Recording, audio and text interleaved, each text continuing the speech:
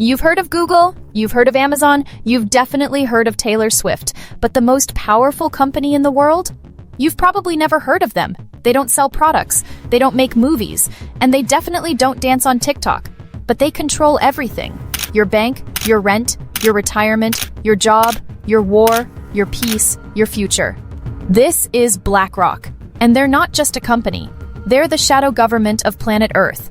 Before we show you how one company silently became the puppet master of the modern world, hit that subscribe button, because if this video mysteriously disappears, you'll want to know what else they didn't want you to see. Now, who the fuck is BlackRock? Let's rewind to 1988. The Soviet Union was collapsing. The internet was a toddler. And Larry Fink, a man with the name of a Bond villain, co-founded BlackRock. It started simple: managing money, advising on risk. Their pitch? We help people retire with dignity. We manage risk. We bring financial clarity to investors.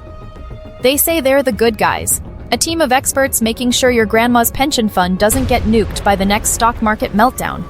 If you have a 401k, a government pension, an insurance policy, or a mutual fund, there's a good chance BlackRock is managing it. They're the middleman between your money and the market. You put your trust in your employer.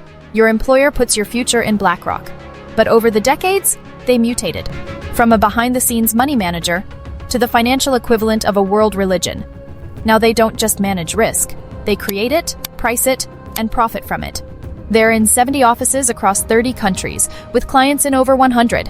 It's the Amazon Prime of power. But instead of shipping boxes, they ship influence. Ever heard of Aladdin? Not the Disney prince.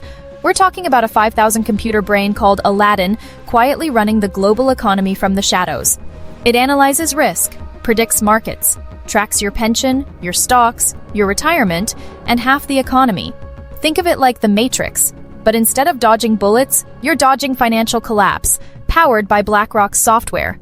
Aladdin doesn't just control BlackRock's $10 trillion, it manages data tied to another $2 trillion from outside institutions. That's 12 trillion, or 12 trillion reasons to never cross this company. So what does BlackRock own? Deep breath. Apple, Microsoft, Google, Pfizer, Johnson & Johnson, ExxonMobil, Chevron. They own stakes in almost every oil company, and they're in the top 10 shareholders of 7 of the 10 biggest coal producers on Earth. But wait, they also fund green energy. BlackRock is that friend who drives a Tesla and invests in oil pipelines. Scratch that, they are the pipeline.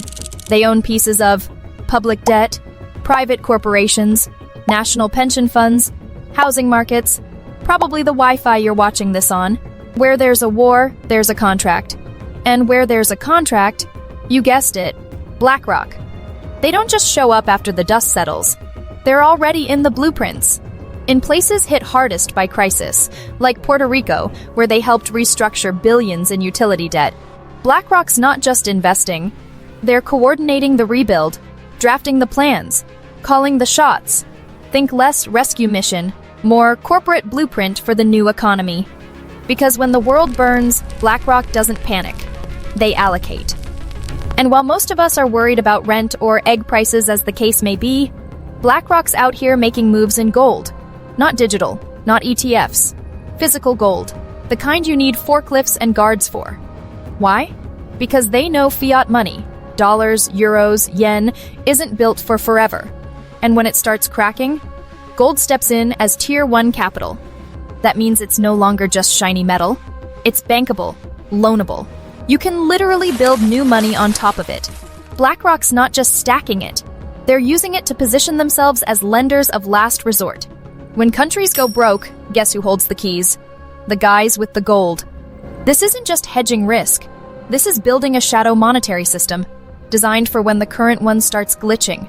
A new Bretton Woods, a financial reset. And BlackRock? They're not just attending the meeting, they're setting the agenda. Meet Larry Fink, the man who once lost $100 million in one trade, got kicked out, and said, "Fine, I'll run the world instead." He created the tools that fueled the 2008 crash, then got hired by the government to fix the damage. He's now worth over $1 billion, casually advising presidents and central banks, while owning pieces of the banks he's advising. Imagine playing Monopoly as the banker, the landlord, and the guy writing the rules. That's Larry Fink.